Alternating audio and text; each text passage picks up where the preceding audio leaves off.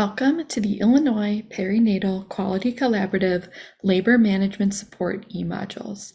These e-modules were made as a resource to support hospital implementation of the ILPQC Promoting Vaginal Birth, or PVB, initiative.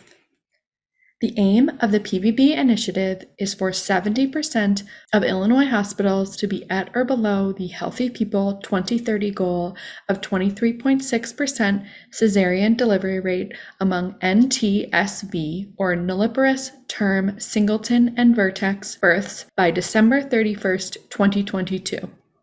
Our goals include increasing the percent of C-sections among NTSV births that meet ACOG SMFM criteria for cesarean, as well as educating physicians, midwives, and nurses on ACOG and SMFM criteria for cesarean, including labor management strategies. Hospital quality improvement teams participating in the PVB initiative are working on 5 key strategies to reduce cesareans among NTSV births, including labor management support.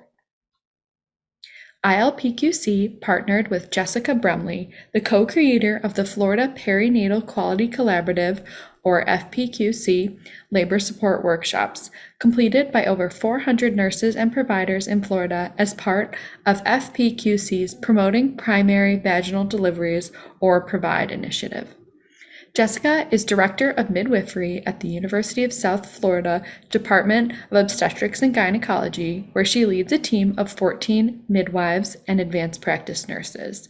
She also serves as an advisor on the FPQC PROVIDE initiative. In August and September of 2021, Jessica and ILPQC worked together to offer 2 live virtual labor management support courses for nurses and providers in Illinois. These sessions were recorded and broken down by topic into this collection of 14 e-modules ranging from 6 to 21 minutes each. We are excited to share them with you. Now I will turn it over to Jessica.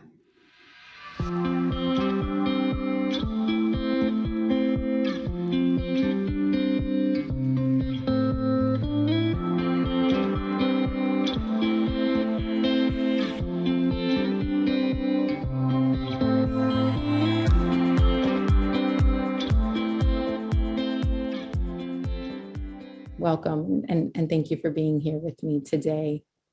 We're going to start where it all begins, in labor, where most patients will interact with us in the hospital for the first time. And so I'll review parameters for latent labor, the national recommendations. In here, we'll also talk about shared decision making, which is really fundamental to everything that we do in all the stages of labor. So we wanted to put it right up front, so we had a really clear understanding on what this process is. I'll review patient education on expectations and coping. In each part of the presentation, we'll talk about some different patient education strategies and tools that are available. And we'll talk about labor support, as well as hospital admission and patient intake policies. So I like to think most people know what labor is, but we like to start by making it really clear, right? Labor is uterine contractions resulting in cervical change, whether that's dilation or effacement. And the latent phase of labor is from the onset of labor to the onset of the active phase.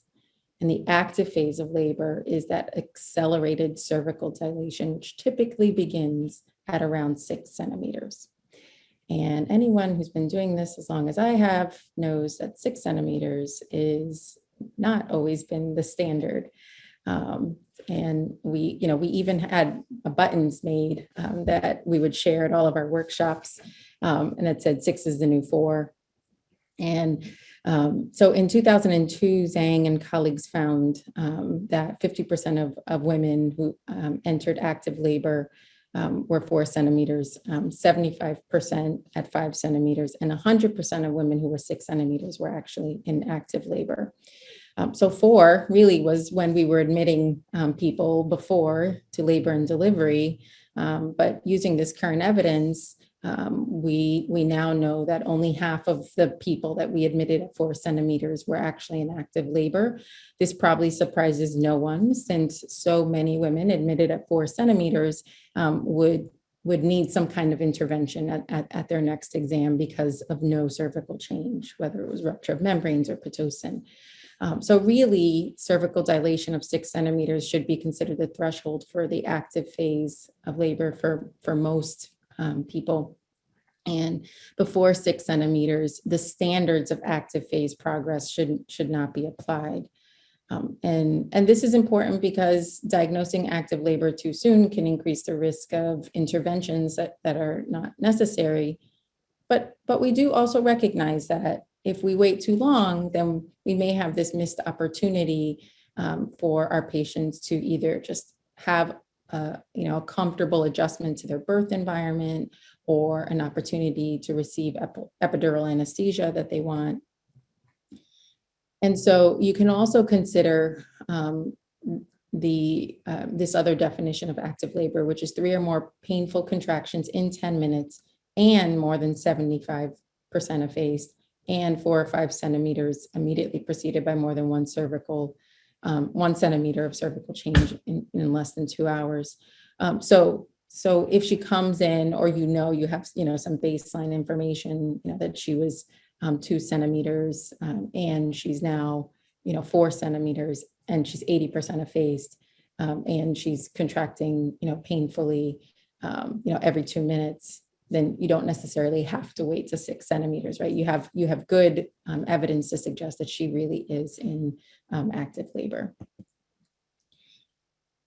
But if you're admitting someone before 6 centimeters, then it's important to not expect them to be making that amount of cervical change that someone from 6 to 10 centimeters is making. And so this is just an example of an active labor partogram, and you can, I just put it up there to highlight that it starts at 6 centimeters, right? This sort of like centimeter an hour of cervical change, or more or less. That's when that's starting.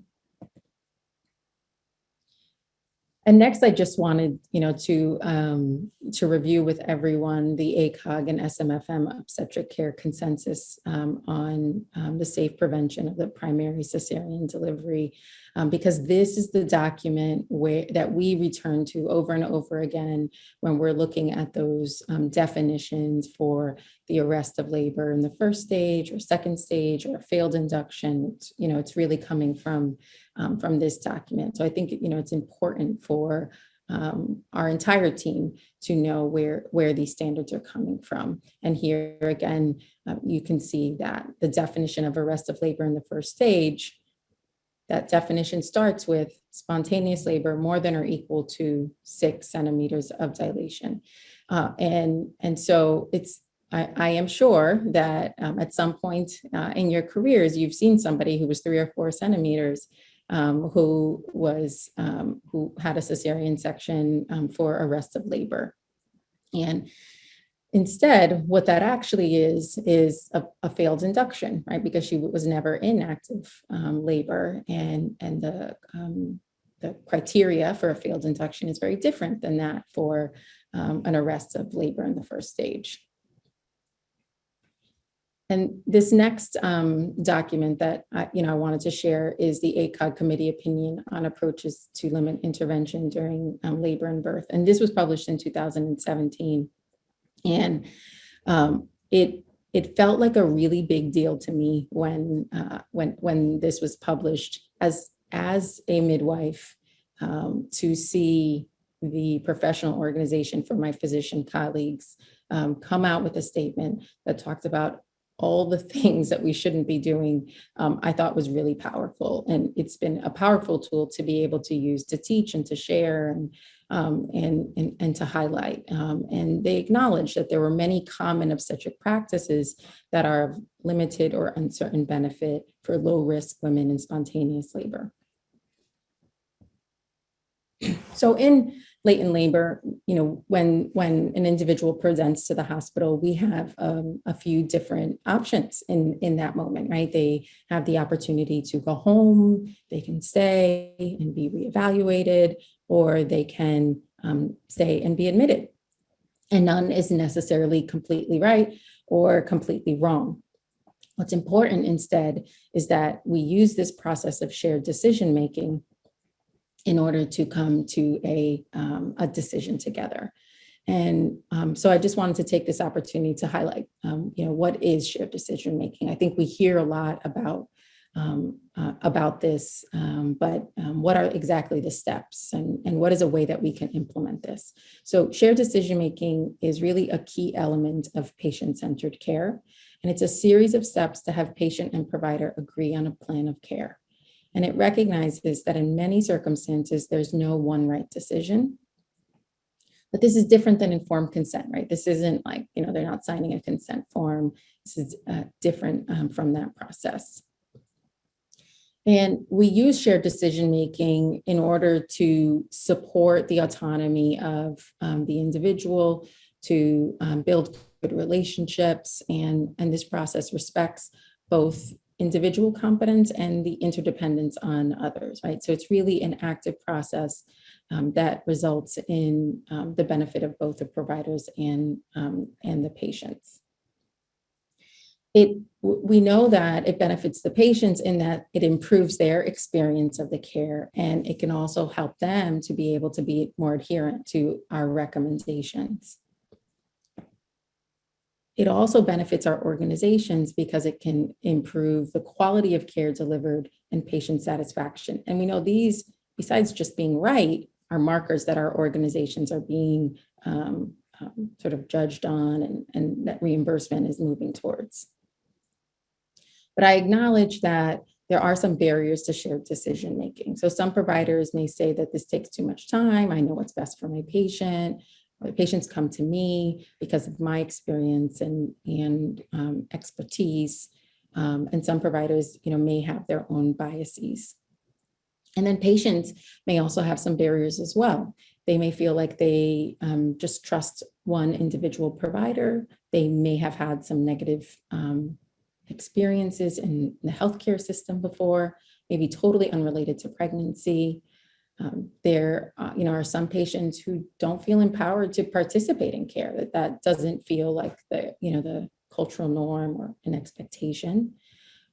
There may be some fear associated with coming up with the best plan, and patients may also have some of their own implicit or explicit biases. And so communication is really key. It's important to acknowledge the complexity of what we're discussing, to speak slowly and avoid using medical jargon, to listen actively and provide information in small digestible segments, and to pause during this process to allow for patient participation. Right? We can check in with them periodically, use the teach back technique to assess comprehension, and use decision aids in order to help improve comprehension. It's very important that we offer interpreter services for people with language or hearing barriers, and invite family members and caregivers to participate when appropriate. So there are several models of shared decision-making that can be found, and the one that I'm sharing with you is from ARC, and it's called the SHARE approach. Every time I see this slide, I think of another little badge card. For some reason, it looks to me like something I would have on a badge card, behind my badge. And it highlights the 5 steps of shared decision-making, and they use the acronym SHARE, S being to seek the patient's participation, H being to help your patient explore and compare treatment options, A is to assess your patient's values and preferences, R is to reach a decision with your patient, and E is to evaluate your patient's decision. So I'd like to just go through each step with you and give you some information about each step. So in seeking your patient's participation, you have to first communicate that a choice even exists, right? And that your patient is invited to participate. Some people present and expect to be told, what to do. And that's, not always the case, right? It's not always so clear what the right decision is.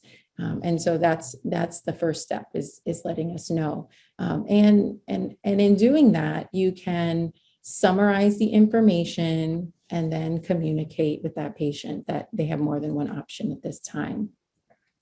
And you can try and include family members at this point, try and figure out kind of like how much of a role the patient is willing and wanting to play in this. And then in step 2, we're wanting to explore and compare treatment options, right? So we have some choices to consider, right? You can go home, you can stay and be rechecked. And based on the information I see, these are the risks or benefits of that, of either of these scenarios, right? So what are ways that we can share this information in order to help the patients come to a decision using a decision aid. And I envision that some kind of poster in all of our triage rooms on signs of labor, on reasons to avoid early admission, that would be helpful to our patients in informing our conversations with them, since this is such a common reason for our labor and delivery triage room visits. And we know that using a decision aid can help to improve the patient's knowledge of their options, and it results in patients having more accurate expectations of possible benefits and risks. And it leads to patients making decisions that are more consistent with their values. And so speaking of values, right, that's an important thing for us to consider. What are their preferences? What's important to them? What are they, do they have any fears? Are there any concerns that they have? Really, an optimal decision is one that takes into account patient preferences and values, as well as the science and evidence. And I often tell people, you come to me for an expertise that I have on midwifery, on pregnancy, but I turn to you because you're the expert in what's important to you and what you're feeling right now and what's right for your family. So talk to your patients, use open-ended questions, and listen actively to what their concerns are. Show empathy and interest in what they're communicating, and acknowledge what matters most to your patients, and then agree on what's important to them. So I just took an opportunity to list a few barriers or concerns that I think are really common in this clinical scenario in latent labor. Many people have concerns about the distance to the hospital, and the lack of support at home, fear of delivering outside of the hospital, fear of not being able to get an epidural, or just an overall concern about fetal well-being. And so I think it's important to address these concerns. And so as your patient communicates their fears and their values and their preferences, and you review the evidence, it's now time to reach a decision with your patient. And so I'll usually just ask them, so what do you think? Or do you feel ready? Do you need a little bit more time? What questions can I answer for you? And I say that very intentionally. That language is powerful, and how we communicate is important. And so there's evidence to suggest that when you ask what questions do you have, instead of do you have any questions, you're much more likely to actually have them take a moment and consider their questions when you ask it in that way. And so once you review this, then you want to confirm what the patient has decided and evaluate if this will be appropriate for your patient together. Maybe they go through and think about it and say, oh, I was really scared that my baby wasn't doing well, or I wasn't going to make it to the hospital. But now that you've explained to me, how long labor takes for a woman who's having, her first labor and birth, and how dilated I am, I really feel much better about the option of going home. Or reverse, right? I'm just not coping well with my pain, and I'm not ready to leave. I feel like I need to stay and get checked again, right? So all of those are okay options that they get a chance to make. And so, in closing, I think it's important for us to consider that latent labor can really last a long time, and the decision that they make in this moment can influence the course of their labor and potentially the outcome of their birth. And so, what we offer them, right now, should really be up-to-date information, and the evidence. They need to be clear on what the effects of this decision may mean for the rest of their labor course. And so we wanted to review some of the evidence-based coping strategies, right? So what is available to a person in latent labor, being upright and ambulating, using hydrotherapy, having continuous labor support, eating and drinking in labor. All of these are evidence-based coping strategies that we can offer. And we know that women admitted in latent labor are at greater risk of having a cesarean section, of acquiring Pitocin, of having higher temperatures after amniotomy, and having longer labors. So this is the kind of evidence that we need to be sharing with our patients so they can make the most informed decision. So how do we avoid early labor admission? What are some of the strategies that we can use? Some people are using checklists, right? Some people use a checklist in order to really determine if someone's in active labor. And some people have education strategies.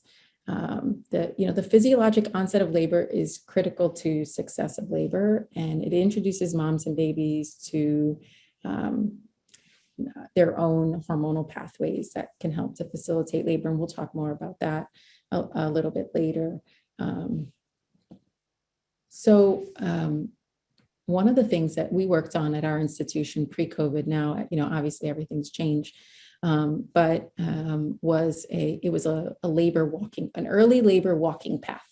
And we had heard about this at an AWHONN meeting, and there were some hospitals that had created this where they had stations throughout the hospital, where people in early labor could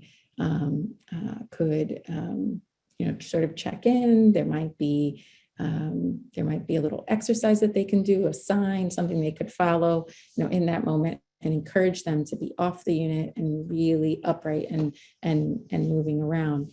There are some hospitals that created latent labor lounges, where they had just a separate, almost like waiting room area, but with comfortable seating and snacks and refreshments. So if someone didn't feel quite right going all the way home, they had a comfortable place to stay in latent labor.